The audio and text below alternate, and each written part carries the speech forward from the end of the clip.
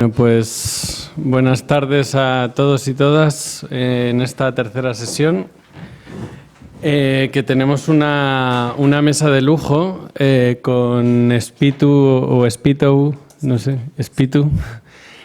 Mendi, que ha venido concretamente desde Almería para esta sesión, para compartirnos cómo es la realidad de Almería y de lo que está pasando como símbolo un poco de la derechización, de los procesos de derechización que estamos intentando comprender en este curso. Y además de Spitu, ha venido Ubaldo Martínez Veiga, que es el autor del texto que os hemos puesto de lectura básica de la sesión 3, que lo hemos buscado allí.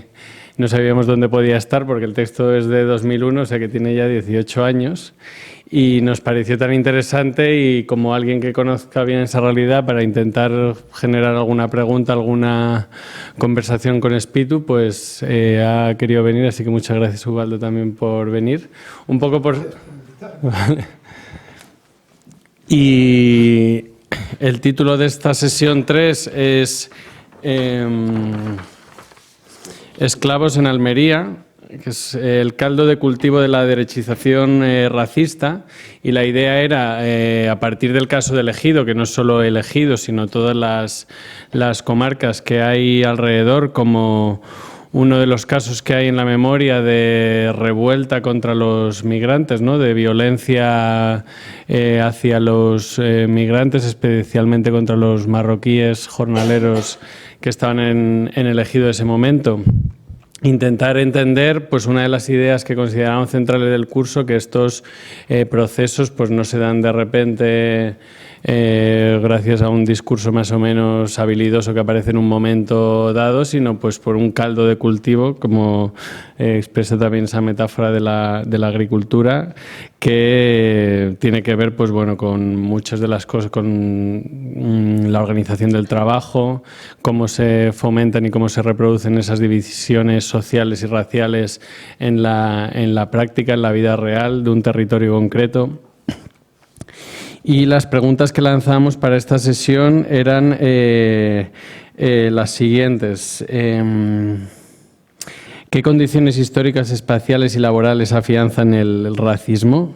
¿Qué organización del trabajo fomenta las divisiones de clases sobre el eje nacional-extranjero? ¿En qué circunstancias sociales pueden avivarse? ¿Y qué errores cometen los discursos progres al tratar como meras actitudes lo que es un auténtico caldo de cultivo de la derechización, ¿no? También siguiendo esa misma idea. Y nada, pues os hemos traído os ponemos como para introducir e imaginarnos más lo que puede significar esa realidad para los que no la conocemos de primera mano. Un vídeo corto de 1 minuto de una de las noticias que salió de aquellos disturbios, esos ataques de violencia racista en El Ejido en el año 2000. La localidad almeriense de El Ejido vive ahora momentos de tensión tras una noche de enfrentamientos entre vecinos e inmigrantes. ¡Fuera, fuera! ¡Fuera los malos! Lo están poniendo como si somos racistas, ya es mentira. Aquí está, la mayoría de la gente que hay aquí es de fuera. Encarna López muere apuñalada por un magrebí en tratamiento psiquiátrico. Es el tercer asesinato en El Ejido en tan solo 2 semanas. La serenidad se quiebra nada más terminar el funeral. El subdelegado del gobierno es el primer objetivo de los exaltados. Comienza un estallido de cólera y violencia racista, una auténtica caza del inmigrante. Sus locales arrasados, sus casas asaltadas. Dime, ¿qué culpa yo tengo? Y lo demás, ¿qué culpa? Ellos no pueden tomar la justicia con la mano. Esta gente, son bárbaros esta gente. ¡De mierda, degenerado! Que no todos los españoles, ni todos los autóctonos, somos así, no. ¡Queremos más! ¡Queremos más! El lunes próximo volverán a trabajar juntos en los invernaderos agricultores e inmigrantes.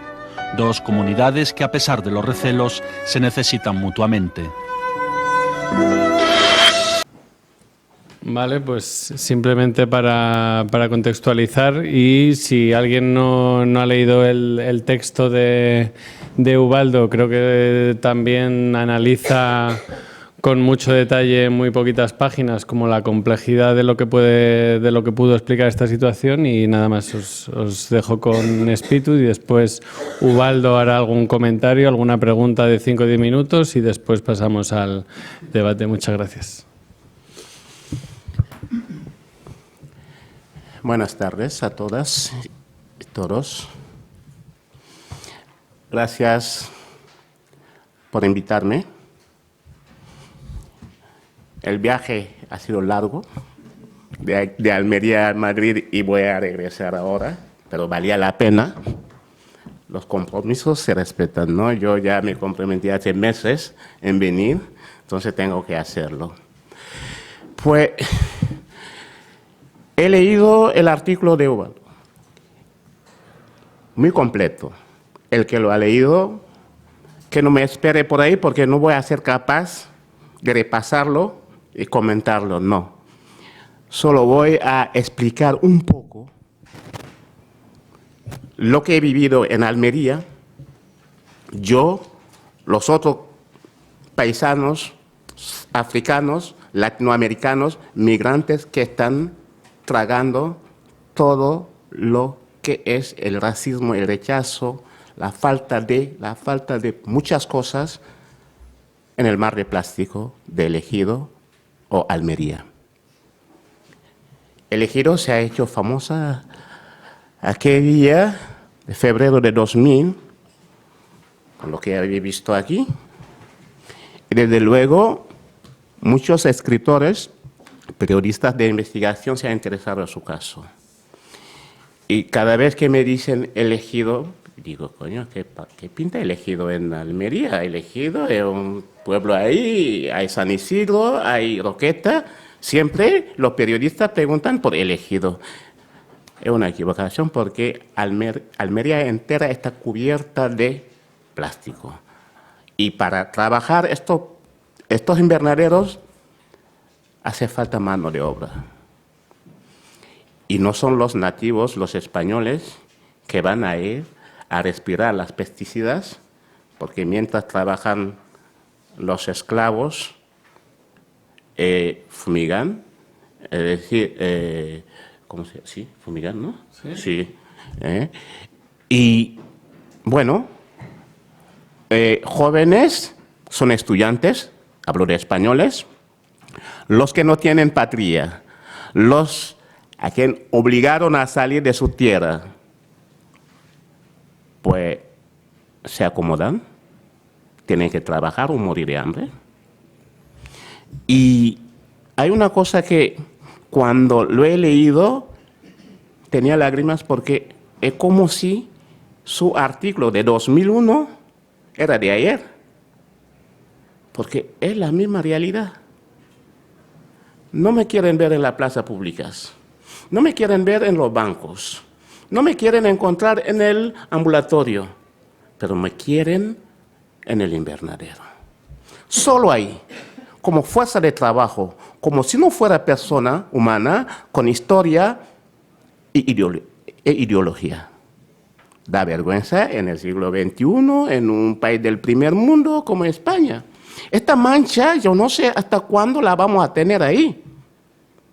Que la gente se sorprenda por la erupción de Vox. Vox no ha venido de la nada, es una larga historia. Juan Enciso, que gobernó El Ejido durante más de una década, ha dejado realmente una ideología fuerte, que el inmigrante no tiene que convivir con nosotros, el inmigrante tiene que volver de donde ha venido. Y en tiempos de crisis son ellos los culpables. Han venido a quitarnos los puestos de trabajo. Viven de las prestaciones.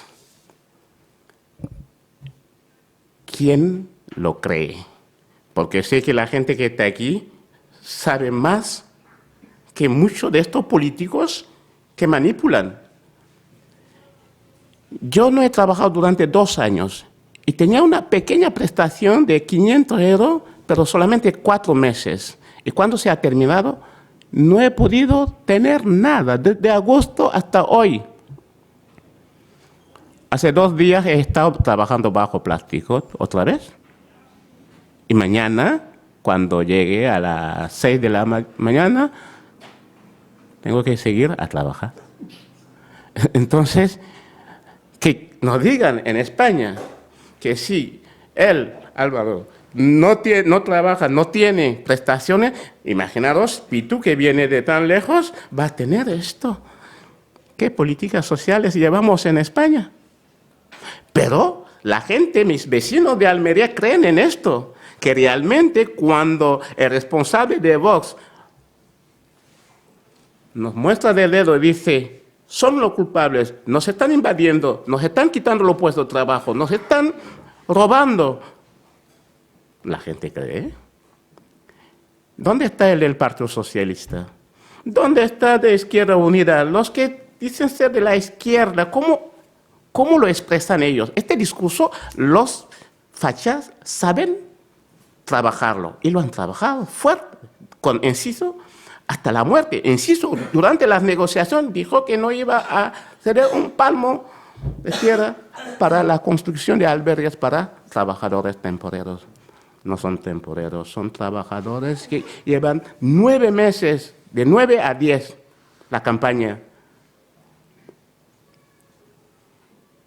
Las cifras, ahora, decir que hay entre 40.000, 45.000 hectáreas de plástico, lo que va de Ejido a Campos de Níjar. Y para trabajarlo, si calculamos para trabajar una hectárea, hace falta 2 a 3 trabajadores. Si hacemos la multiplicación, llegamos a 120.000 trabajadores. Y de estos trabajadores, los que tienen la documentación son pocos. Muy pocos. ¿Por qué?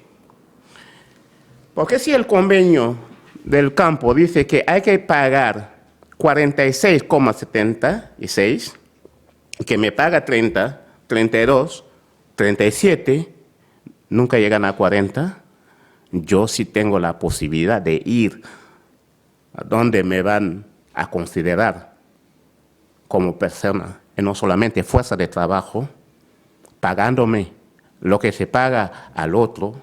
El otro es el compañero de trabajo, que sea blanco o negro, pero que tenga documentación, voy a trabajar ahí. Por eso, muchos trabajadores cuando consiguen papeles de Almería, van a Barcelona, van a Madrid, van fuera de Almería para poder buscar un semejante bienestar social que han venido a buscar. Hay cosas también que circula, que los migrantes, Enciso lo ha dicho, con su partido, cuando era socio del PP, Aznar lo ha repetido como presidente, que la tasa de delincuencia ha aumentado con la llegada masiva de los migrantes.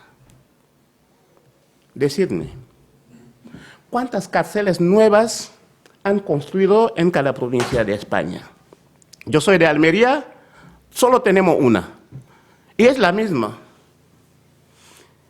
Y desgraciadamente tengo un familiar que está ahí, he ido a visitarlo. Hay 2, de todos los visitantes que vienen, a veces hay 2 negros, unos marroquíes, pero la mayoría son vosotros, españoles y españolas. Sería que estos cálculos del PP y de Enciso buscan algo, la cabeza de turco que somos. Miren, cuando los políticos no son capaces de dar lo que tienen que dar a sus votantes, buscan pretextos. Estos pretextos son peculiares, son como el trabajo. Esta crisis que ha venido, que hemos arrastrado desde 2008 hasta ahora, la tienen que explicar, justificar, pero no saben, no pueden. Nos han quitado las casas, los que nos hemos arriesgado a hipotecarnos, nos las han quitado ya. Y, bueno, nos señalan como los que roban, los que violan. Mira, todos los días hay noticias de violadores. Habrá extranjeros, no lo disculpo, pero muchos de la manada son españoles. Entonces, ver que hay cosas pequeñas que nos enfrentan, intentan enfrentarnos, pero hay que hacer un juego intelectual. La cabeza tiene que funcionar, que funcione. Cuando vamos a dejar el invernadero, la economía agraria va a bajar, picar. Imaginaros que los 120 que acabo de decir aquí, que son solamente migrantes, que un día se levantan y dicen, mira, estamos hartos de esta política, no vamos. Yo siempre rezo para que eso sea. Si tuviera un poder, iba a fomentar que algún día abandonemos todos el territorio español. A ver lo que va a pasar. Si realmente somos el enemigo o son los políticos que son el enemigo. Elegido, como varios pueblos en Almería, se están haciendo famosa por la derecha gracias a estas pequeñas cosas. Yo trabajo 8 o 9 horas, no puedo tener el salario mínimo. No me cotizan los días que he trabajado, que trabajé todos los días. Todos los días. Si digo todo, es decir, de domingo a domingo. Lo estamos haciendo. Pero como muchos no tienen papeles, muchos vienen con problemas de comunicación, no entienden, no saben lo que es la Constitución española, no saben la protección que tienen. Han venido a buscar dinero. Caen en esto. Es decir, solo trabajar. Jefe, quiero trabajo. Te llevan a trabajar, no te pagan 1 mes, 2 meses, 3 meses. No tiene dónde ir. No tiene a dónde ir. El sistema está hecho de tal modo que yo mismo como trabajador del campo, que si no lo pienso bien, voy a enfrentarme al otro que acaba de llegar, porque no tiene documentación y está pidiendo comida. En 2009, como sindicato, hemos intervenido para apaciguar. En Jaén, la zona de Jaén, donde realmente todos los nativos estaban en la construcción, habían dejado el trabajo del campo. Cuando llega la temporada, han venido los migrantes que estaban ahí, se han opuesto los nativos. No, nos está quitando trabajo. Había pelea. Teníamos que salir de Almería para ayudar a hacer entender a esta gente que todos somos la misma clase obrera, que había que organizar el tajo y saber cómo hacerlo. Insistir para que nos paguen a todos el mismo salario. Lo hemos logrado. Genial. Está bien. Pero en Almería hemos tenido compañeros de Mali que acababan de llegar, que llevaban carteles detrás, los 2 por 25, los 2 por 20. Es decir, van a trabajar el tiempo que quiera el jefe, si son 9 horas, y luego les paga 20 euros y se van. Estaban desesperados por las políticas que han encontrado a nivel local. No es que haya demasiados trabajadores, hay pocos trabajadores. Europa, España necesita mano de obra. Hasta los años 2050 van a precisar eso. Alemania necesita muchos millones de trabajadores ahora. España también lo va a necesitar. Pero en el sector donde somos líderes, es que no es que aquí los niños españoles están ahora sacando carreras. ¿Yo qué carrera voy a sacar? Si me hubieran ayudado a formarme, integrarme, podría decir, mira, voy a hacer algo, homologar mis títulos senegaleses y intentar, pero aquí solo soy fuerza de trabajo. Y muchos son los que lo creen, que solo somos fuerza de trabajo. No militan, no pueden ir con un partido porque, primero, no tienen derecho de voto.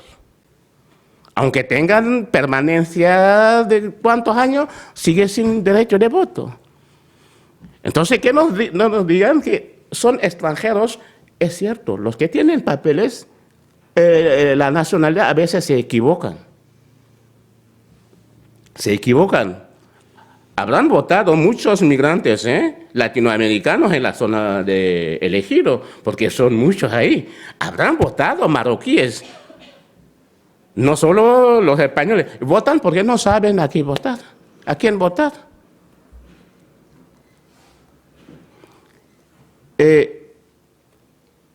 ¿Cómo imaginar que alguien que esté trabajando de sol a sol no pueda tener una casa, un alquiler? ¿Por qué solamente es marroquí? ¿Es musulmán? ¿Es por ser musulmán? ¿Eres terrorista? Mira la mezcla de términos que hacen que finalmente nos rechazan así, sin motivo aparentemente válidos. El musulmán es una persona, cree en Dios, a su Dios, tú creas a tu Jesucristo como quieras, pero que tú digas que por ser esto es que aquí no hubo, ETA no mató a gente aquí, no son terroristas, que las brigadas rojas de Italia no eran cristianas. En toda la parte del mundo hemos sufrido la misma lacra, pero ¿cómo mostrar el dedo, señalar el dedo a un colectivo que ha venido porque no tenía para comer, porque le han empobrecido, y son los mismos occidentales que han fomentado esta migración? Porque si les hubieran dejado su riqueza en su país, no iban a arriesgarse, cruzar el charco, morirse en pateras. Una vez aquí, hay estereotipos que son, cuidado, que son esto, que son esto, que son eso. Pero nosotros tampoco hacemos un esfuerzo de resistencia. Imaginaros cuando esta charla, por ejemplo, se ha difundido, si hubiera venido 5 marroquíes, 5 subsaharianos que han trabajado bajo plástico, porque seguro que los que están aquí han pasado por Almería, porque Almería es una sala de espera. Solo sala de espera. El Ejido, Níjar, solo sala de espera. Trabajan ahí porque es más fácil, no precisan nada, no tiene que tener un doctorado para ser obrero en el campo. Y luego, pues, sí, cuando tiene papeles puede tirar. Es eso. El racismo lo hemos sufrido porque una vieja me dice, ¿tú qué estás haciendo aquí un día así? Yo no me lo imaginaba. Siempre había defendido que esto no existía. Cada vez que te acerca, yo no soy racista. El primero en decir eso es el enemigo. El que se defiende así, no, cuidado, que no soy racista. Al verme me dicen, moreno, que mentira, que no soy moreno, soy negro. Es que estos vocablos, la gente se ha preocupado un poco de lo que dicen. ¿Saben por qué? Hay que buscar a suavizar o algo así, un término tan universal como black, noir, negro. ¿Por qué? Detrás esconden algo. Pero cuando no sabes, pregunta. Alguien que haya leído Campos de Níjar de Juan Goytisolo entenderá mejor lo que estoy diciendo. No estoy recomendando el libro porque es de los años 70 y que ya Almería ha cambiado un poco, pero a nivel de aquí no han cambiado nada. Están cerrados. Que los almerienses que estén aquí me perdonen porque Almería es mi otra patria. Yo no he salido de Almería desde que he llegado. Llevo 18 años y solo he salido 6 meses y regresé porque me gusta Almería. Pero hay comportamientos por el capitalismo, este capitalismo que nos está matando, pero la participación, ahí luchan gente, pero poca gente.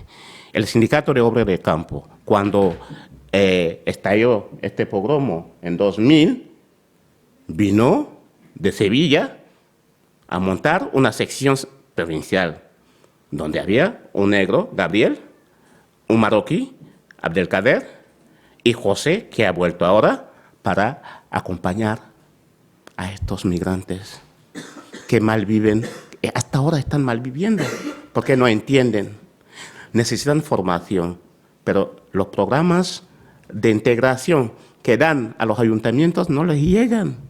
Se desvía dinero para otras cosas, políticas que no son humanas.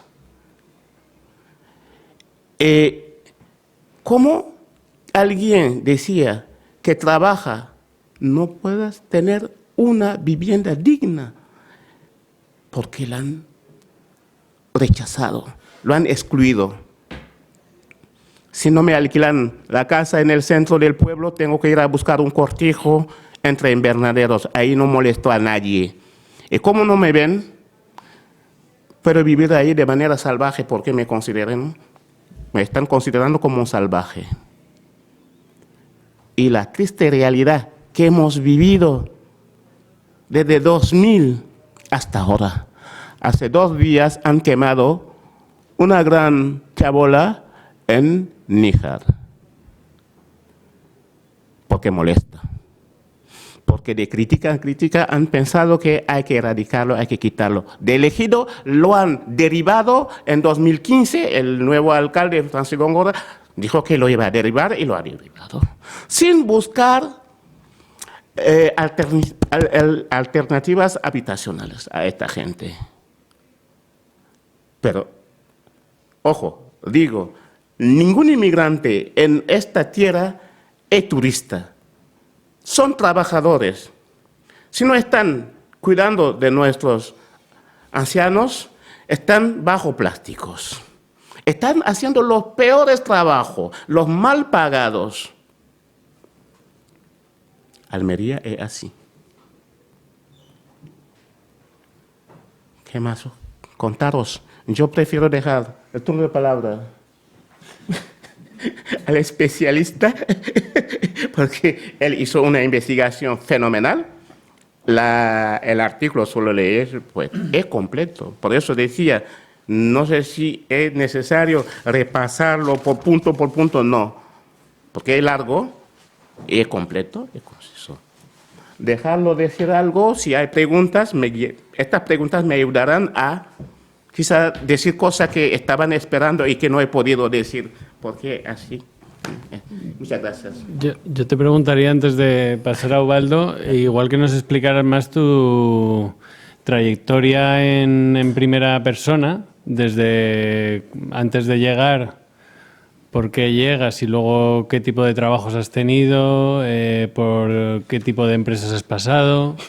Y quizás a partir de cómo te metes en el SOC y luego en el que es luego el SAT, y quizás a partir de ahí de tu vida individual se pueden sacar hilos para entender también el proceso general, y luego quizás eso nos ayudaría a verlo un poco más en lo concreto para después quizás ver la opinión de Ubaldo también.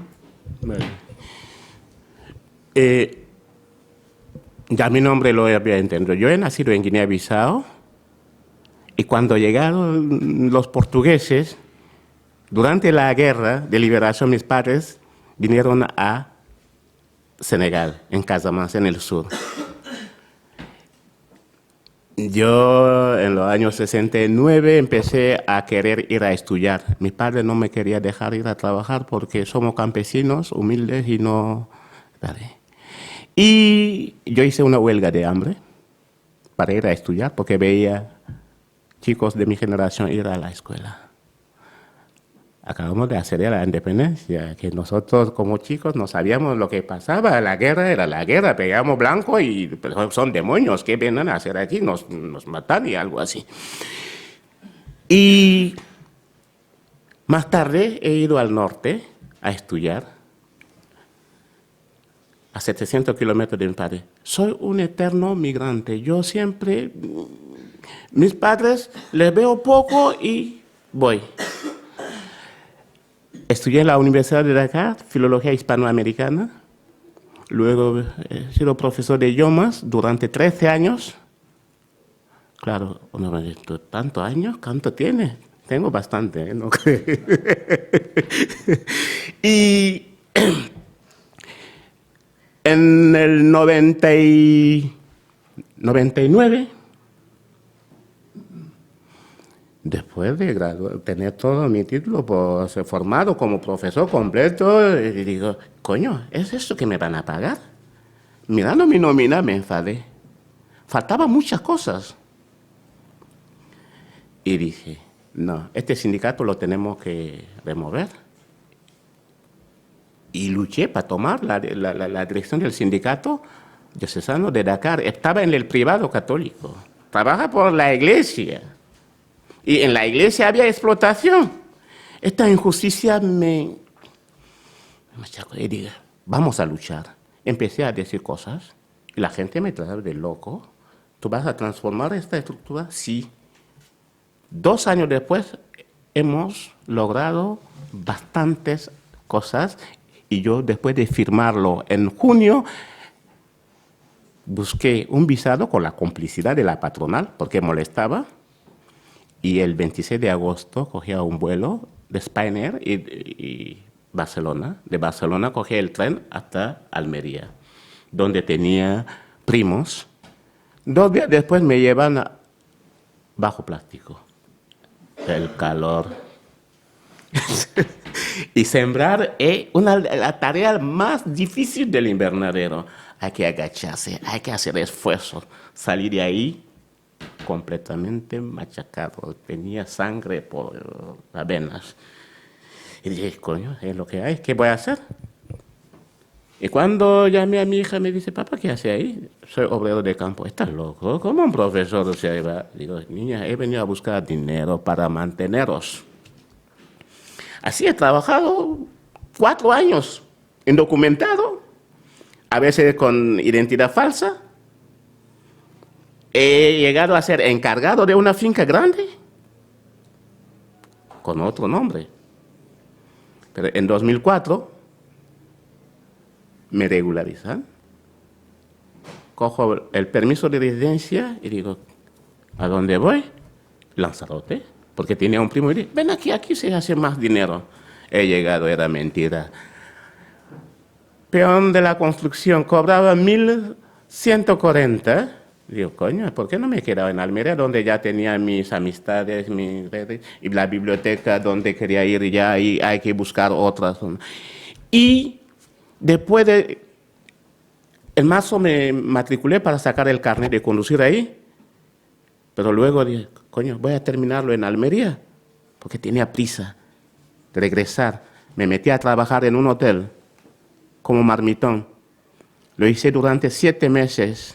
Me operaron de esta muñeca porque el trabajo era difícil, duro y todo eso. Y cobraba igual que lo que he ido a buscar en Lanzarote, 1.140. Y como sé idiomas, cada idioma 30 euros, 30, he tenido algo más.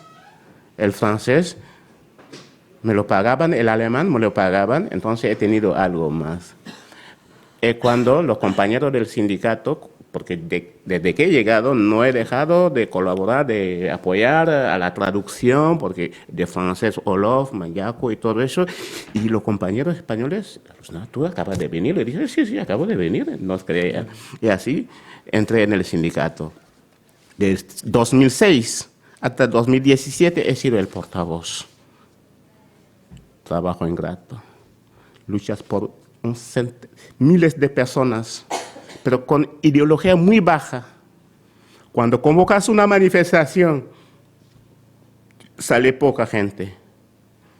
Hemos formado, hemos asambleas en todos los pueblos para realmente levantar un poco el nivel de ánimo de esta gente. Decirle que aquí estás en un país de derecho, aquí España tenemos protección, te hay que hacerlo. Pero a un marroquí lo dice eso, que viene de una dictadura. ¿Lo dices a un guineano que ha huido de una dictadura? No te creen. ¿Hasta cuándo? Realmente sus intereses, cuando después de trabajar muchos años, un día el jefe le dice fuera de mi finca, vienen, Espíritu, ¿me puede ayudar con tu gente? ¿Qué gente? El sindicato es de todos los trabajadores. Afiliate, vamos a luchar juntos y vamos a lograr algo. Así hemos empezado a denunciar. Aún sin documentos, sin papeles, puede denunciar. No lo creían. Y cuando hemos logrado que indemnicen y regularicen a un indocumentado, porque lo tenían trabajando durante 4 años sin derecho, la gente ha empezado a creer en esta lucha. Lo que nos hacía falta era la suma de los autóctonos, de los nativos. Mi suerte, cuando nace 15M, me llaman para explicar un poco el tema.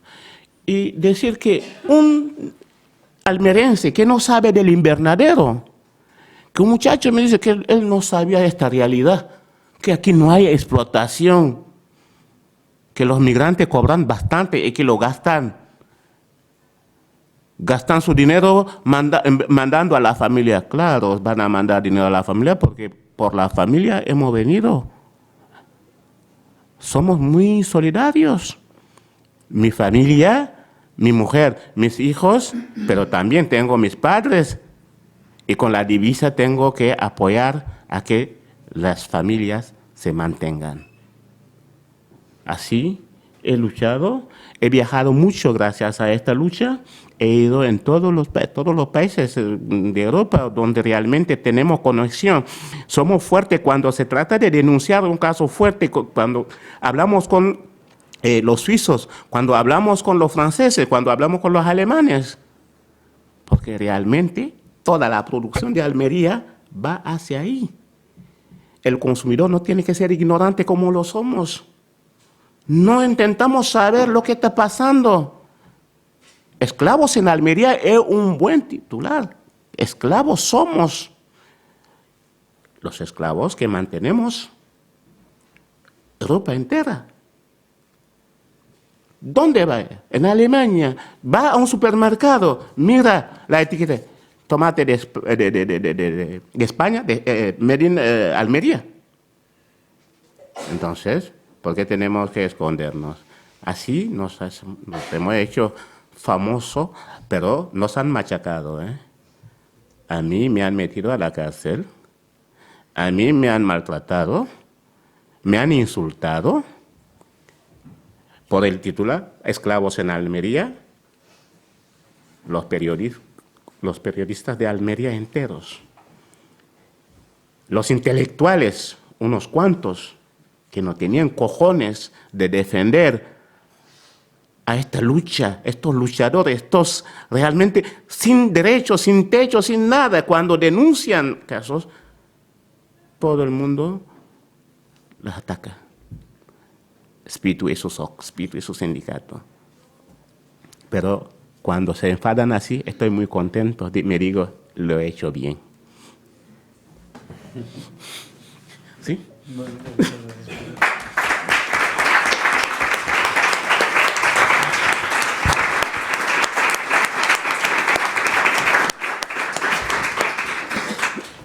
Bueno, yo después de esta charla tengo muy poco que decir, de verdad. O sea, me ha parecido muy, muy interesante lo que nos ha contado. Yo, por contaros un poco lo que yo he hecho, yo hice un trabajo en el Ejido, en el libro lo publiqué como el año 2001, así, o sea que fue un trabajo que duró bastante, como de 1998 al 2000, ¿no? Y una cosa que me ha llamado la atención tremendamente es lo poco que ha cambiado la situación de los inmigrantes, por lo menos en el Ejido. Me da la impresión cuando le oigo a él, que es exactamente lo mismo que yo he visto allí. Y eso es tremendo. Es más, yo creo que incluso en todo este fenómeno de Vox y todo este tipo de cosas, es un fenómeno que habría que planteárselo retrotrayéndose al franquismo. Tenéis que saber que el Ejido era un famoso pueblo de estos de colonización. Habéis oído hablar de los pueblos de colonización. Eran estos pueblos que, si pasáis por España, de repente os encontráis con una cosa muy disonante, no sé qué, del caudillo. No sé qué, ya los han quitado, pero todavía los hay, ¿eh? No sé, bueno, estos pueblos eran pueblos que asignaba el gobierno y traía una serie de personas que venían, estos del Ejido, venían muchos de ellos de las Alpujarras, y empezaban este tipo de trabajo. Y yo creo que el sustrato franquista que se crea en estos poblados sigue existiendo. Y después toda esta ideología franquista, racista, Vox, ¿qué es Vox? Vox es una reencarnación no del franquismo, del paleofranquismo. O sea, ya no digamos, hay cosas ahí que oyes que no es imposible, ¿no? Entonces, eso de que, por ejemplo, en un sitio como en el Ejido se instale Vox y lo voten todo el mundo prácticamente, bueno, el 29%, 30% lo voten, pues lo votan porque la ideología de Vox era la misma ideología que tenían los padres y actualmente los hijos de este sitio. Esto hay que tenerlo en cuenta, que hay una especie de coordenada, digamos, que sigue hacia adelante, etcétera. Es decir, una especie de retorno de lo igual y de lo igual y de lo igual. No hay una transformación, por lo menos ideológica, de esta sociedad en absoluto. Este es el primer problema y para mí es un problema de muy difícil solución, ¿no? Muy difícil solución. Posteriormente, yo creo que en el Ejido, lo que explicaste tú del ínclito alcalde Enciso, en el Ejido, no sé si habéis oído hablar, había un alcalde muy famoso que se llamaba Enciso, no me acuerdo cuál era el nombre, no tuve nunca el gusto de tener relación con él, porque la única vez que lo quise entrevistar, bueno, por poco me tira por la escalera del ayuntamiento para abajo, ¿no? Os voy a contar esta aventura. Y os voy a contar otra cosa todavía. Yo era un miserable antropólogo, PNN, que ganaba 4 duros, tampoco era un... Y una vez este alcalde, como yo estaba trabajando con los inmigrantes y me veía siempre con ellos, con los marroquíes, en el Ejido sigue habiendo una televisión de estas privadas, ¿no? Famosas, ¿no? Que tiene gran parte, por la noche es pornografía pura, ¿no? Es decir, a las 11 de la noche yo iba con mi hija a veces y decía, mira, a veces ponía la televisión esta y cuando llegaba a las 11 decían, bueno, mira, vamos a dar una vuelta, porque era una cosa que no... Bueno, entonces, os voy a contar una anécdota. En este pueblo, este señor Enciso, en un momento determinado, dice que él va a... que tiene aquí 1 millón de pesetas, o no me acuerdo si eran pesetas o euros, debía ser, no sé. Eran pesetas entonces, ¿no? Y aquí otro 1 millón. Y dijo que iba a dar 1 millón para que se investigase la vida privada de 2 señores. Yo no conocía nada. Uno era yo, miserable de mí, un PNN, y el otro era Juan Goytisolo. Bueno, yo me encontraba muy entusiasmado de que me pusieran al lado de Goytisolo, pero vamos, por lo demás, no. Bueno, pues este señor es un señor que en un momento determinado inventa. Vosotros sabéis que en el Ejido, no sé si os fijasteis en esta, voy a contar un poco en esto que salió aquí. En el Ejido se produjo la muerte de una chica en un mercado de un pueblo, bueno, de una pedanía que llaman, no es un pueblo realmente, sino un sitio al lado del Ejido. Y la muerte de esta chica fue una muerte absolutamente casual y absurda. Un pobre marroquí lo echaron del psiquiátrico, la habían echado del psiquiátrico y le dijeron que ya no lo podían tener más en el psiquiátrico, y yo estuve incluso hablando con la familia de ellos porque querían llevar al chico este a Marruecos, porque allí por lo menos los podían los padres cuidar y tal. Pues este chico en ese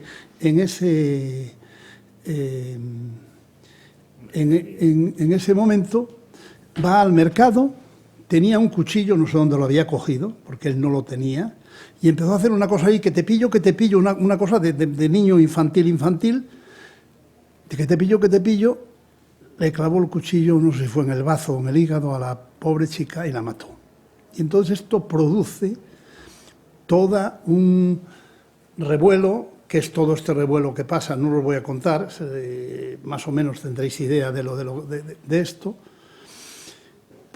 Cierran el pueblo, se cierra el pueblo, pues no dejan entrar a la gente, profanan la mezquita, entran en la mezquita, roban el dinero, que es lo que hacían siempre. Si profanaban cualquier sitio, entraban en cualquier casa, la primera cosa, eran chicos del ejido, no marroquíes ni nada, profanan la mezquita, llevan el dinero y dicen, porque esto lo he oído yo, el pueblo unido jamás será vencido, vamos a expulsar a estos moros de aquí. Esto era el moto que ellos decían. Entonces, bueno, pues pudieron hacerlo así tranquilamente, no pasa absolutamente nada, queman las casas de la gente. Os puedo decir nada más que un pequeño anécdota. Yo estaba con un amigo mío, que era como una cosa como esto. Nosotros estamos aquí y abajo él tenía como una especie de lugar donde tenía un almacén y en un momento determinado estaba la gente protestando delante de este chico que era un marroquí y que vive todavía en el ejido, Jafid. O sea, yo lo conozco perfectamente, bueno, es muy amigo mío, y entonces en un momento determinado unas personas, que no supimos quiénes eran ni nada, pensamos que echaron gasolina en un contenedor de la basura, con basura, la meten debajo de la casa, pero tirando llamas y todo ese tipo de cosas, y la cosa tremenda, nosotros no nos habíamos dado cuenta, pero al lado de la casa había un señor que dijo, cuidado, cuidado, eso no se puede hacer porque aquí también vivimos cristianos, dicen los tíos. Y entonces, inmediatamente, ante esto, cogen la cosa de la basura, se la sacan para afuera y lo vuelven a poner en la calle. Fijaros, Bueno, es un detalle, sin más. Y la última anécdota que os voy a decir, que os diré, es muy sencilla. Cuando terminan todos los problemas del ejido, los niños del ejido, bueno, el ejido es un sitio que lo que más escasea, sabéis que es el agua está totalmente... El ejido tiene un problema ecológico muy brutal. Una cosa curiosa que a mí me llamó la atención mucho es que tanto en Murcia, donde se habla, como en el caso del ejido, son absolutamente antiecologistas, no quieren saber nada de que les digan ustedes tienen que preservar el agua o tengan que hacer algo de esto, ¿no? Y es por puros intereses crematísticos a corto plazo. El ejido no tiene agua. Entonces, abren pozos de la tierra, bueno, como es normal, y el agua que entra viene muy salinizada, y entonces llegará un momento, brevemente, en que si no riegan con agua mineral, pues esa agua está totalmente salinizada. Entonces, bueno, la escasez de agua y todo esto, los niños en aquella época, yo no sé, ahora ya sabrán, llevaban siempre unas cantimploras de agua a la escuela. Y el día después de lo del ejido, la maestra dice que ve que los niños no van con cantimploras, sino que van con botellitas de estas pequeñas de agua, y les pregunta, pero bueno, ¿por qué venís aquí? Y le dicen una cosa muy curiosa. Le dicen, traemos este agua porque los marroquines, por el ejido hablan a su manera, los marroquines han envenenado las aguas. ¿Sabéis de quién se decía eso? de los judíos en el siglo XIII. En los pogromos de los judíos en el siglo XIII se decía también que habían infectado los aires, ya verás tú cómo se pueden infectar los aires, y que habían envenenado las aguas. Es decir, en este dicho estaban poniendo en relación los fenómenos del ejido, ellos mismos, con un acto racista que había tenido lugar en ese tiempo. Y es decir, que el racismo es una cosa presente en la humanidad, muy difícil de erradicar, que se autorretroalimenta a sí mismo, la gente se autoconvence. Es decir, la gente dice, lo que decía Enciso, ¿no? Los inmigrantes irregulares son criminales todos, que fue una teoría especial, de esa parecía Hegel, el señor este, ¿no? Una teoría maravillosa. Bueno, pues esto se dice una vez, otra vez, otra vez, otra vez, otra vez, y otra vez, y otra vez, y otra vez, y cala a la gente. Y entonces te dicen, hombre, claro que son criminales, porque han matado a esta pobre chica. Bueno, un marroquí mató a esta pobre chica. Yo calculé, en el tiempo que estuve yo en el ejido, que más de 25 marroquíes fueron matados por los ejidenses.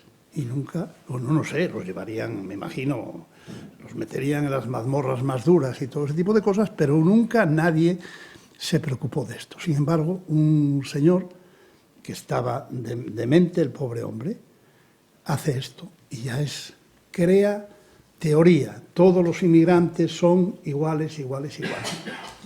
Y no diría más que una cosa interesante. Y hay una idea que es nociva, nociva y nociva en nuestras sociedades. Y esta idea es la siguiente, que los inmigrantes nos invaden, son una invasión, que los inmigrantes son una especie de avalancha que nos destruye. Y cuando se les pregunta, ¿pero por qué dice esto? Es que son millones. No son millones, con uno solo basta. Esta es una idea racista fundamental, que aparece en los años 20 en los Estados Unidos, y que es a partir de esto se crea, en el caso de los Estados Unidos, se crea el racismo con respecto no a los negros, que ya estaba presente desde hacía bastante tiempo, y a otras, se crea el racismo contra los inmigrantes del sur de Europa, contra los inmigrantes, y se decía que estos inmigrantes creaban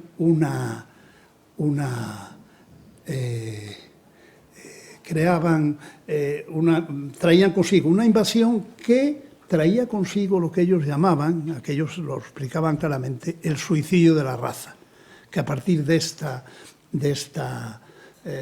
invasión la raza se suicidaba, se destruía, etc. Una cosa absolutamente delirante. Bueno, esta idea, que hasta hay un presidente americano, Teddy Roosevelt, que es el tío del Roosevelt de New Deal, bueno, pues en los discursos en los Estados Unidos lo decía. Esta idea ha tenido un éxito.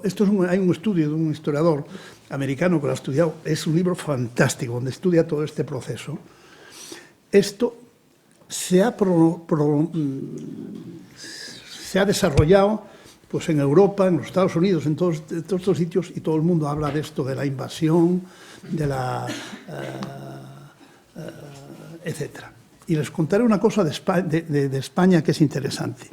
Ustedes se acuerdan de un señor que era no sé cuántos Soria, que fue ministro del gobierno de Rajoy, ministro de Industria, que era un canario y que después marchó porque tenía ciertos negocios en Panamá. Con aquello, los sistemas de Panamá, se marchó.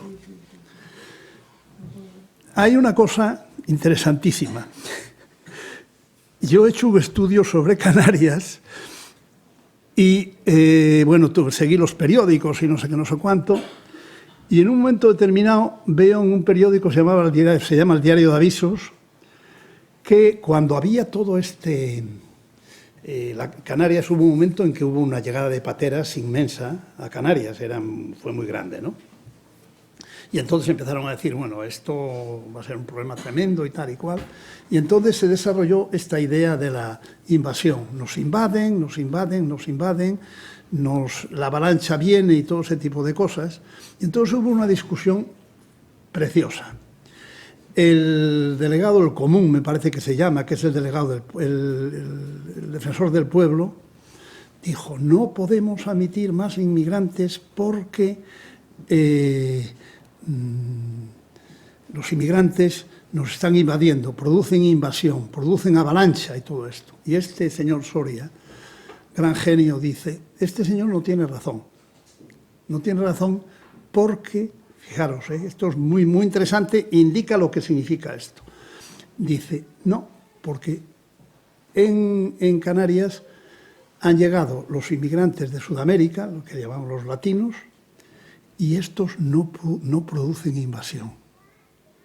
Sin embargo, los africanos producen invasión. Fijaros bien la noción de invasión que no tiene nada que ver con los números, porque en aquel momento en Canarias, si había 4 o 5.000 africanos, había 200.000 latinos. Y sin embargo, los africanos no producen invasión, por lo tanto hay que machacarlos y todo ese tipo de cosas, y los latinos no. Con eso os cuento nada más que esto. Ya no sé, me puedo enrollar hasta pasado mañana. Pero bueno, que os quería explicar un poco, que os deis cuenta que esa idea, pero bueno, esa idea de invasión, yo solo he oído a Rajoy, no, a Rajoy lo dijo, lo di en el periódico, estaba yo en Estados Unidos y leí, tomé El País y decía, hay intento de invasión en España por parte de los africanos que están esperando en Marruecos más de 300.000. Nunca ha habido 300.000 africanos en Marruecos. Todos los números son una cosa de más de 300.000 y están esperando como si fueran conejos para entrar en España. Y por lo tanto tenemos que defendernos de este peligro que nos van a echar y tal. Esta idea crea precomprensiones, digamos, muy importantes y es en gran parte... en muchos momentos, pues, elemento fundamental del racismo que todos sabemos que es una cosa absolutamente absurda. Que todos sabemos que es una cosa que no tiene ninguna base ni científica, ni filosófica, ni teológica, ni nada. Pero, sin embargo, pues, tiene una capacidad inmensa de desarrollo en la mente humana y, sobre todo, que produce todos estos fenómenos brutales de la explotación. Yo los estudios que he hecho, este fenómeno que nos ha contado él, de que la gente no cobra, el problema de gran parte de los inmigrantes no es que no les paguen suficientemente, es que no les pagan. Y no les pagan durante mucho tiempo, los engañan, etc. Y es una cosa tremenda. No se les paga, no es que no se les pague el salario, no se les paga nada. Bueno, me callo. Es decir, que el racismo no es solo esa cosa de que te llaman negro de mierda o blanco de mierda, lo que quieran, sino que el racismo es un fenómeno estrictamente de explotación del hombre, que se enmascara con 4 ideas estúpidas, porque son ideas estúpidas que no hay que pensar en ellas, son ideas estúpidas que se te ocurren ahí, se enmascaran con 4 ideas estúpidas y nada más, ¿no? Bueno, pues muchísimas gracias, Osvaldo. No quiero decir nada.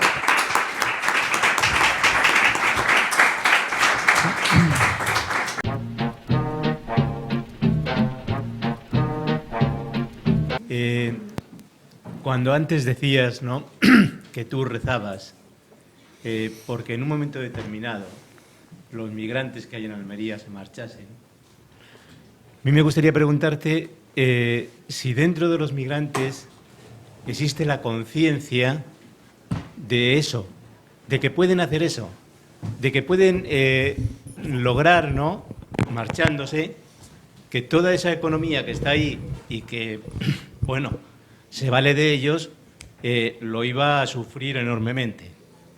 Eso por una parte. Luego, los empresarios agrarios, que son muchos, ¿no?, ¿son conscientes también de ello? ¿Son conscientes de que vosotros en algún momento determinado podríais dejarles en la estacada?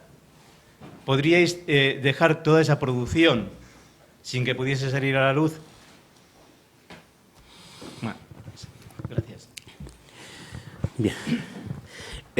Los migrantes, es que si yo, por ejemplo, soy un inmigrante de lujo, soy realmente un privilegiado, hablo español y llevo 18 años, estoy asentado, pero si te imaginas que hay gente que están esperando tener papeles desde más de 5 años, 10 años, no pueden regularizar su situación. Luego, te imaginas los que acaban de rescatar hace unos días, se añaden a este grupo. ¿Quién tiene más conciencia que quién? Soy yo, espíritu, porque estoy asentado, tengo la documentación en regla. Bien. Lo otro, hay algo que nos olvidamos de África. África ha sido un continente muy castigado por Occidente. Pero África no tiene escuela. La tasa de analfabetismo ronda los 73%. Digo, la tasa de analfabetismo. Somos pocos los que han estudiado. Cuando vienen aquí, no es la crema que viene, es la parte obrera, que no, los campesinos que han perdido sus tierras, que ya no tienen otro remedio que salir, pescadores que ya no pueden pescar porque los pescadores, pesqueros japoneses, europeos están faenando y les quitan toda la tarea. Han venido con las pateras. Su objetivo número 1 es comer, tener algo para cambiar. Quieren trabajar, por eso les engañan. Esta conciencia no la pueden tener inmediatamente, porque están obligados a trabajar duro para poder por lo menos enviar dinero, mantener a la familia que han dejado ahí y mantenerse a sí mismos. Por eso es complicado. Por eso nosotros que tenemos esta conciencia, somos poca gente, pero a veces, ay, si pudiera ser, levantarnos un día y convencerlos de parar. Los agricultores lo saben. Una anécdota. En 2013, después de escaparme, he ido a Francia a buscar si iba a trabajar ahí. He vuelto enfadado con los franceses, porque son peores que los españoles. Porque sí te digo que tienen casi la mitad del continente africano, se lo han con los ingleses. Pero si yo llego con mi nacionalidad senegalesa, que saben que Senegal es colonia francesa, habla perfectamente francés y todo eso, te ponen pegas, al final te largas. Porque tiene un complejo de superioridad hacia España, Portugal, Italia. Te tratan como si... Entonces yo me enfadé, insulté y salí corriendo.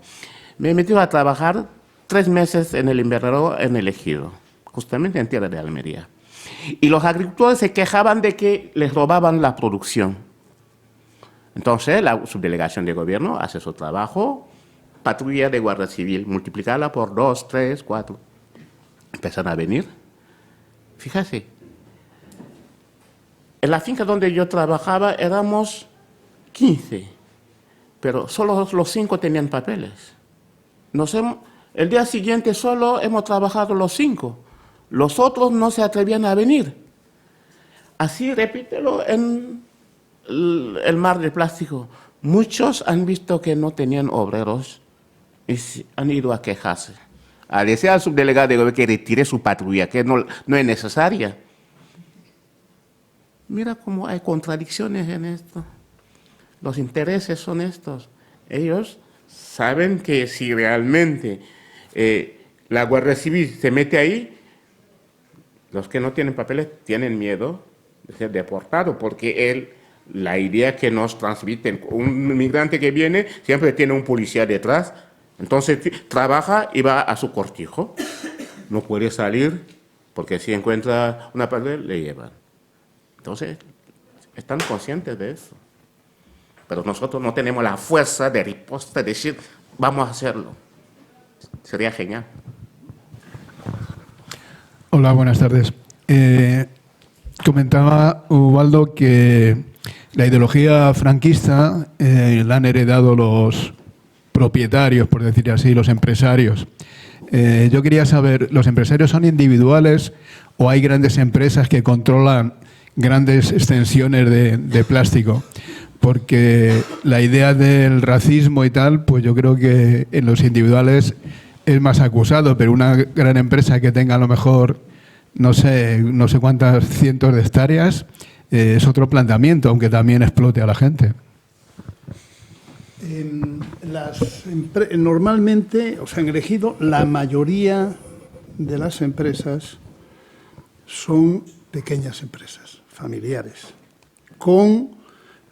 No se puede decir que, bueno, por lo menos, claro, yo lo estudié hace un cierto tiempo, a lo mejor ahora ha cambiado mucho. La producción es inmensa, ¿no? Y fíjate que cuando se reparte, porque la historia enseña mucho, cuando hacen los polígonos en el Ejido, es un sitio que es un polígono, digamos, de esos de colonización. Les dan a los empresarios, les dan a los que traen de las Alpujarras y de todos estos sitios, o de la gente que venía del Ejido y de la tierra de Dalías, que llaman, 3 hectáreas. Esas 3 hectáreas, con las familias, no las pueden trabajar, porque el trabajo de la agricultura, de este tipo de agricultura es un trabajo enormemente costoso, etcétera, etcétera. Vosotros sabéis que entonces en el Ejido no había todavía invernaderos, o sea que el Ejido empieza con un sistema de cultivo que echan arena encima que es una invención fantástica que había era un fenómeno de desarrollo endógeno. No se puede decir que esa gente es tonta, no. Por el cual echaban, plantaban, regaban un poquito y echaban arena. Entonces la arena lo que te produce es, primero, mantiene el calor en las plantas y después, por el fenómeno de capilaridad, yo lo leo y no sé, lo he leído y no sé muy bien lo que quiere decir porque yo no sé química, pero todos hablan de eso, la sal, como se filtra por la arena y sale hacia arriba. Entonces, ese fenómeno de salinidad que hoy día se producía. Bueno, este es un fenómeno normalmente sofisticado y que requiere mucha mano de obra.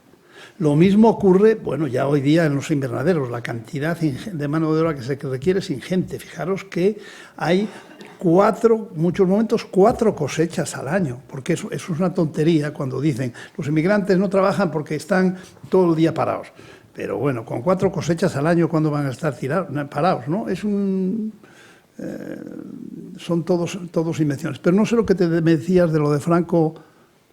No, que la ideología era, digamos, heredada de padres a hijos, ¿no?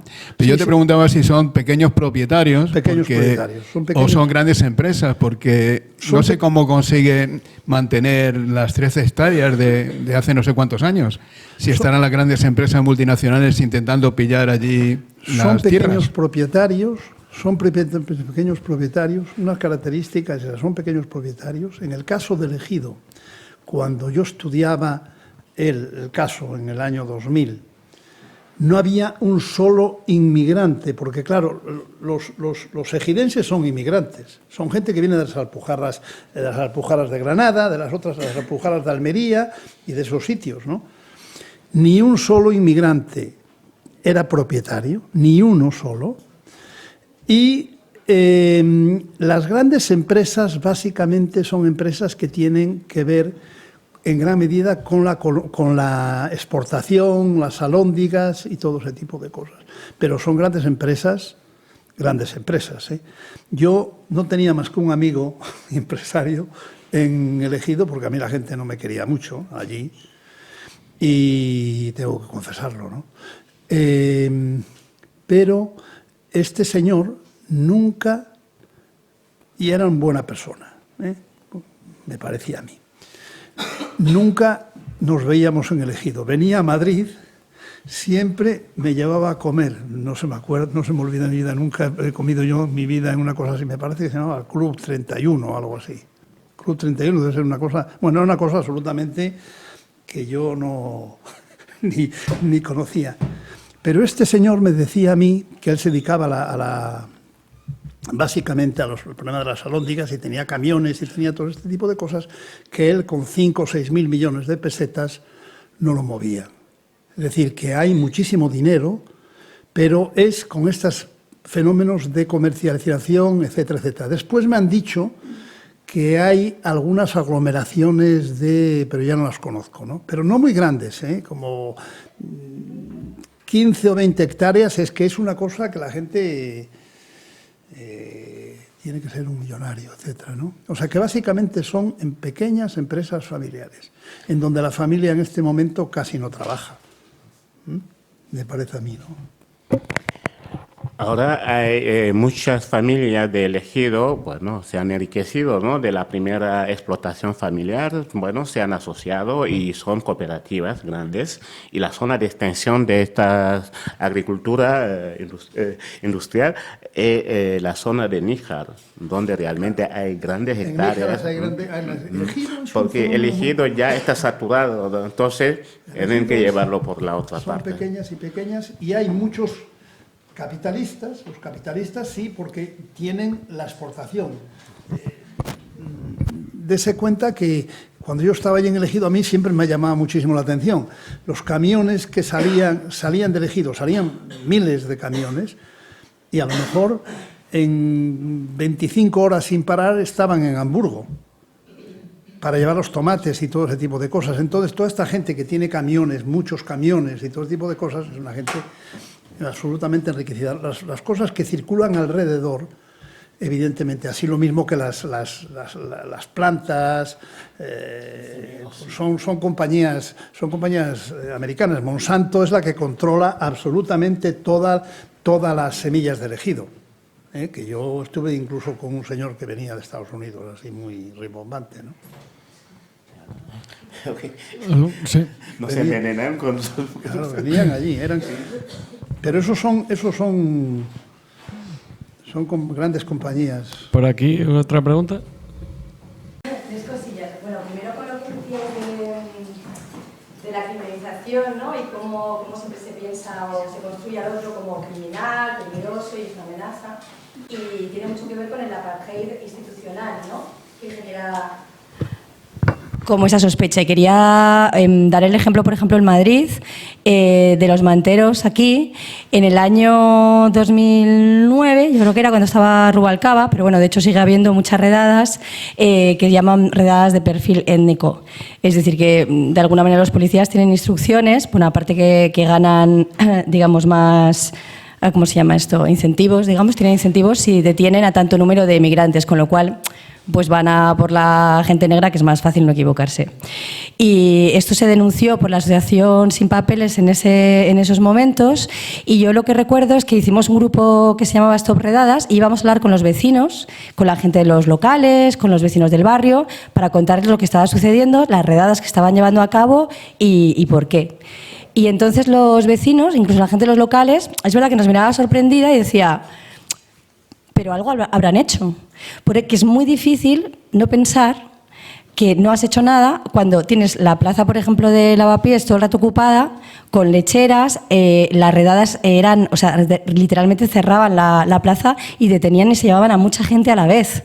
Entonces, claro, genera un malestar, una desconfianza con respecto al otro que es muy, muy difícil de desmontar, porque la propia ley está haciendo que esa situación sea posible, ¿no? Porque la gente no tiene papeles, la policía hace las redadas de perfil étnico, detiene a toda la gente a cascoporro, aunque luego la vuelva a dejar en la calle porque no había sitio suficiente en el CIE para detener a tanta gente todo el rato. Entonces, como los propios, ¿no?, dispositivos institucionales, al aplicarlos, hacen del otro un sospechoso, ¿no?, y una amenaza constante, ¿no? Es muy difícil de construir eso.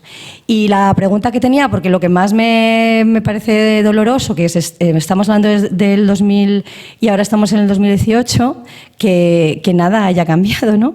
Entonces también te quería preguntar si la gente que desde entonces hasta ahora sí que se ha podido regularizar o quizá incluso haya tenido, esa gente regularizada ha podido tener hijos o reagrupar a sus familias, ¿no? O ha llegado gente de Senegal o ha llegado gente que viva ahora mismo en el Ejido, que viva en Almería, si no sé qué tipo de asociaciones, de red, de tejido, de comunitario, de protesta, de resistencia se está generando.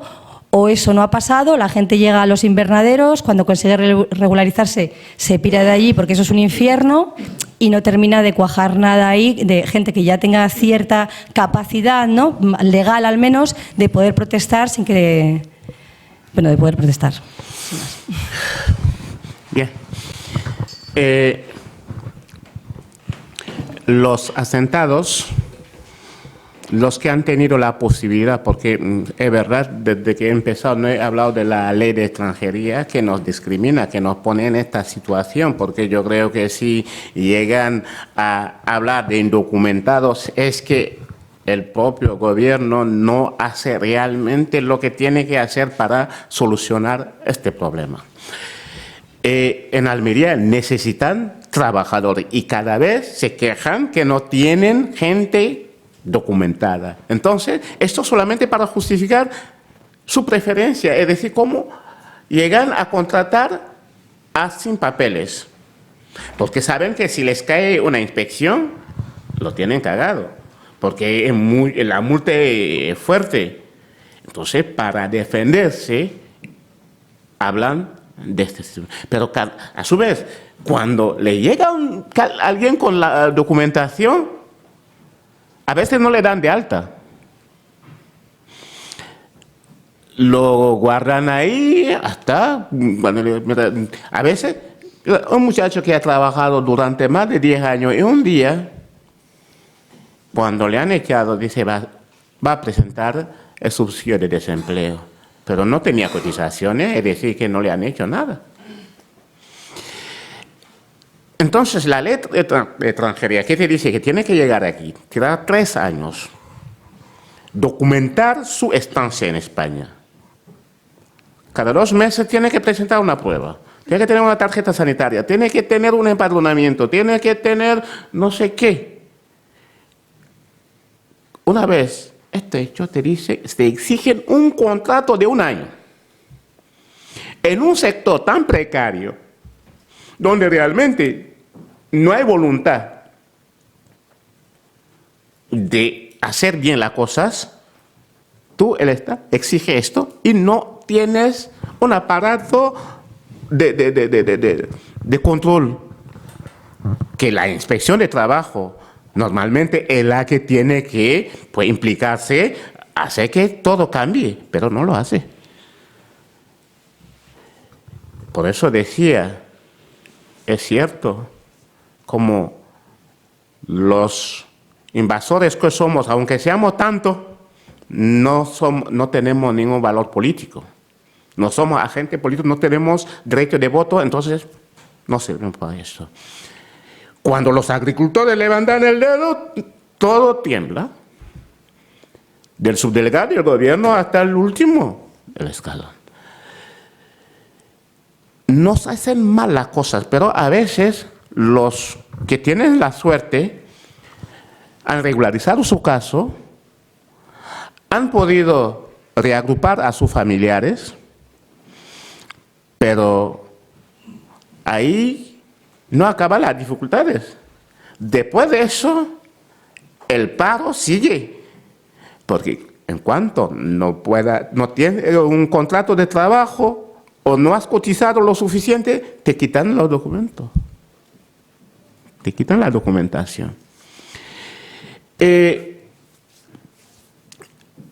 Guetoización, apartheid, toda la palabra que quiera, pero ahí todo, en Almería todo entra. Hemos visto familias viviendo en situación infrahumana, en chabolas con niños pequeños. Horrible. En Níjar, en 2003, cuando quemaron la chabola, un invernadero donde estaba mucha gente, muy cerca del pueblo, les obligaban a alquilar. Entonces, el alquiler, es decir, tu garaje, poner literas, 80 euros por cada cabeza, 10 personas son 800 euros por un garaje. Lo hemos denunciado. No obstante, las autoridades no siguen. Nuestro discurso es fuerte. ¿Dónde vaya? Ya que estamos intentando hacer algo, pero el seguimiento es que no hay realmente. El tejido asociativo es nulo. Fíjate, el Senegal. Un país de menos de 12 millones de habitantes. Estamos aquí, un pequeño país. Andalucía es más grande que el Senegal. Aquí tenemos más de 10 asociaciones. ¿Eso qué significa? Que muchos que han liderado la creación de la primera asociación se dejaron comprar por los alcaldes. Hay chivatos entre estos presidentes responsables de asociaciones que hace que no hay realmente la consolidación de una fuerza de respuesta para los inmigrantes. El sindicato ha ido a mendigar el apoyo, aunque realmente lo que hace es por los migrantes. Les ha explicado en todos los idiomas. He ido a hablar, pero siempre me dan la espalda. Tú eres muy político. Eres muy político. Como si el trabajo que hacen, lo que están sufriendo, no deriva de la política social. Entonces es difícil, es complejo, lo dije, he dicho que hay algo como 73% de tasa de analfabetismo. Esta lacra no se quita de un día para otro. Y la guerra de los políticos africanos es otra. Es desviar los fondos para sus familiares nada más. No piensan a los votantes, no piensan a los pueblos. Por eso son las marionetas de los presidentes de aquí. ¿Qué vamos a hacer? Impotentes. Nosotros que estamos aquí, sí. Es decir, que estamos conscientes de algo y estamos intentando luchar. Luchar para que esto no se repita. Lo que ha pasado en el Ejido en 2000 no vuelve a repetir, porque el discurso que estamos escuchando es gravísimo. Este discurso lleva en sí futuras revueltas en los pueblos. Nuestros hijos que han crecido aquí no van a dejar pasar eso, porque entienden el andaluz que le están hablando. Que les insulten, lo saben. Nosotros, por lo menos, cuando hablan a veces, ¿qué está diciendo? Coño, ya está. En el invernadero, coño, y no hay nada más que podemos hablar. Pero esto es gravísimo. Y es momento de levantarnos, jóvenes, gente como nosotros, pero hacer algo. Hablar alto. Ha empezado en Andalucía, va a arrasar en España. Va a llegar en todos los centros municipales importantes. Seguro que Vox va a ganar otros municipios. Os lo digo porque vosotros tenéis la posibilidad de cambiarlo. Yo no. No voto. Pero soy observador.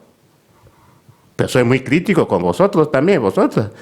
El otro día, después de las elecciones, muchos compañeros y compañeras me han escrito, ¡ay, qué vergüenza! Digo, ¿vergüenza de qué? Es que no se vea venir. Nosotros lo hemos dicho hace años, porque hay siempre una manifestación de racismo que nosotros lo veamos todo, siempre. En el ambulatorio, en el banco, en cosas. Somos mudos, ciegos, pero si yo lo transmito al grupo que sois, voy a transmitir a otro, pero tenemos que levantarnos ya y decir, escuchamos este discurso, quizá que es verdad. ¿Alguien? Carlos. No sé, se me ocurre una idea que no sé si viene muy a cuento, pero yo es que al principio, claro, el tema pues casi se me ocurría que era un tema pues un poco como, no sé cómo decir, como especial, por así decir. No es lo habitual, lo de elegido y tal.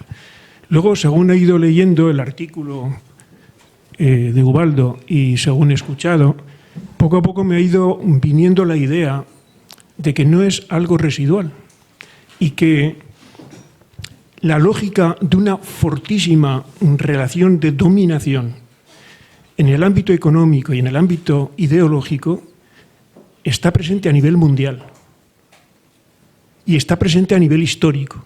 A nivel histórico me acordaba del libro este de Yves Moutin, de la esclavitud al trabajo asalariado, que recoge muy bien esa línea que va atravesando, digamos, las relaciones de clase, etcétera, ¿no?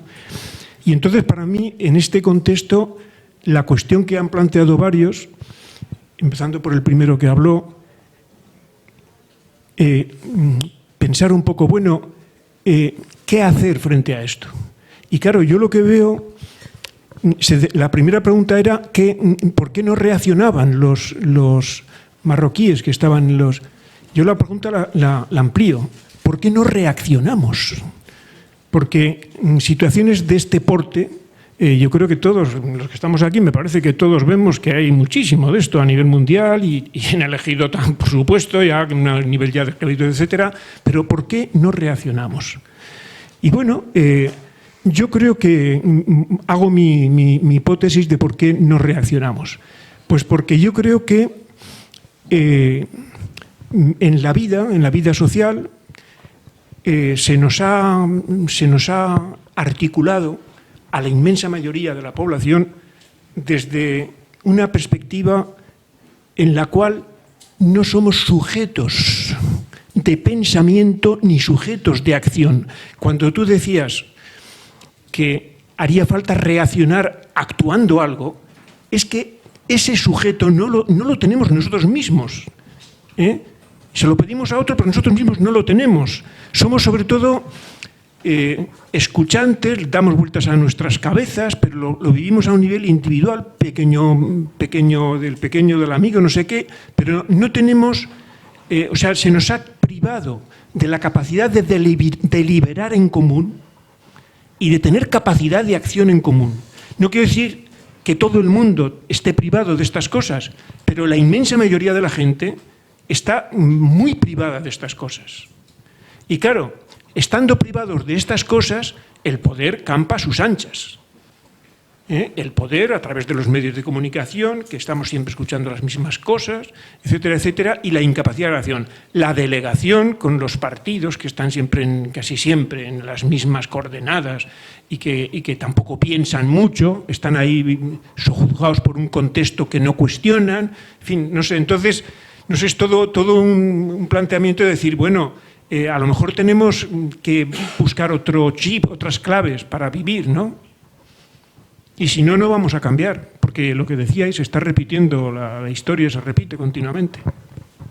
Es una consideración así muy... Buena consideración, una buena consideración. ¿Sabe una cosa? En los marroquíes, estoy con un compañero del sindicato que se llama Abdelkader, que inició con Gabriel.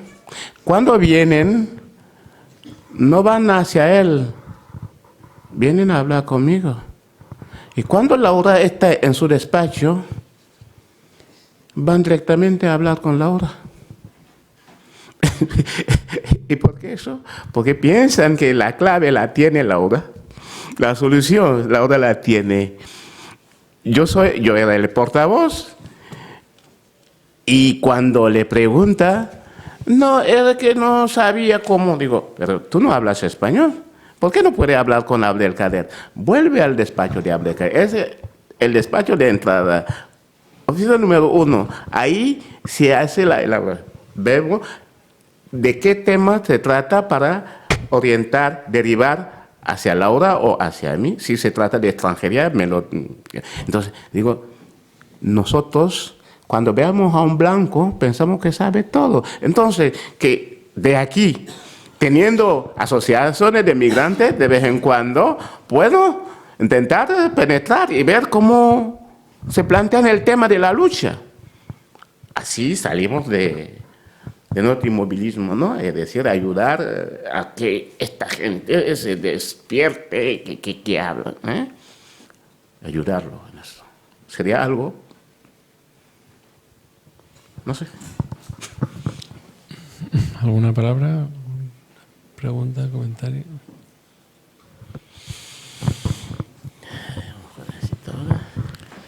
Buenas. Tenía una pregunta para Spitu. Era sobre cómo son vuestras relaciones con agrupaciones más progres, partidos políticos, sindicatos, y qué propuestas os dan. Y bueno, luego también tenía una duda del texto de Ubaldo cuando habla de los ejércitos de reserva. ¿Qué? De los ejércitos de reserva, sí, con relación de que siempre tiene que haber como disponibilidad. No he entendido realmente qué función tienen o qué justificación tienen ahí.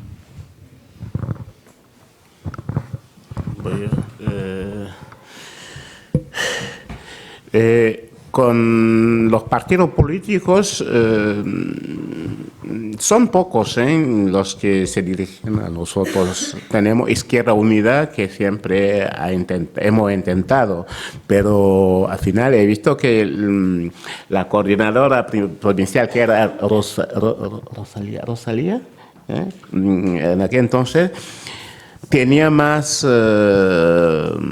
afinidad con comisiones obreras, y nosotros con comisiones obreras realmente hemos llegado a una ruptura radical, que no podíamos realmente hacer nada en común. Porque no puedo votar, no puedo negociar un convenio, dejarlo funcionar sin tener mecanismo de control, sabiendo que la totalidad de la mano de obra en el campo es migrante. Había que hacer muchas cosas para proteger este convenio, pero nada. El pequeño sindicato que somos en Almería, dirigido por negros y moros, como nos han dicho, cataloga para desanimarnos, pero eso para mí es un piropo. Cuando me lo dice estoy muy contento y digo, muy bien. Anualmente tenemos más de 200 denuncias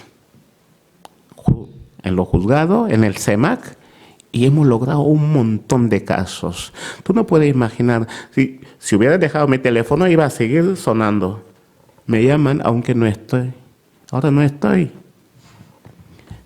Porque quieren este asesoramiento. Y eso es lo que queremos de un responsable sindical para los migrantes, porque no saben, pero se borran. UGT, ellos firman, pero no dejan eso. Pero quizá podemos, no es que tengamos una relación estrecha, no, pero estamos obligados a abrir las puertas a todas las organizaciones, quien quiera. Pero como el PP nunca ha llamado a la puerta del sindicato, no he hablado con ellos y no quiero. Pero tensión. A mí no me quieren, no me saludan en Roqueta, que es mi municipio, donde realmente cuando el alcalde ya no me saluda, el responsable de asuntos sociales no me saluda, porque hay cosas que yo no respiro y no acepto que me lo haga respirar. Lo del ejército de reserva, bueno, es una idea de Marx.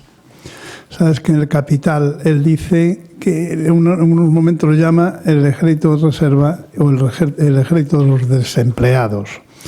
Marx lo que dice es que en el capitalismo es esencial tener un número importante de desempleados que se arrojan al paro, un poco que es lo que estaba hablando él. ¿Por qué? Porque estos ayudan a bajar los salarios, porque entrarán más con menos salarios cuando son empleados y después sustituyen a la mano de obra, ¿no? Esa es la idea, ¿no? Pero bueno, lo fundamental de Marx es que ese ejército en reserva de los desempleados hace bajar los salarios hacia abajo. O sea que todo capitalismo tiene necesidad de una tasa de parados importante. Y esto es una cosa, esto lo decía Marx, no lo digo yo, bastante interesante. Y nada más.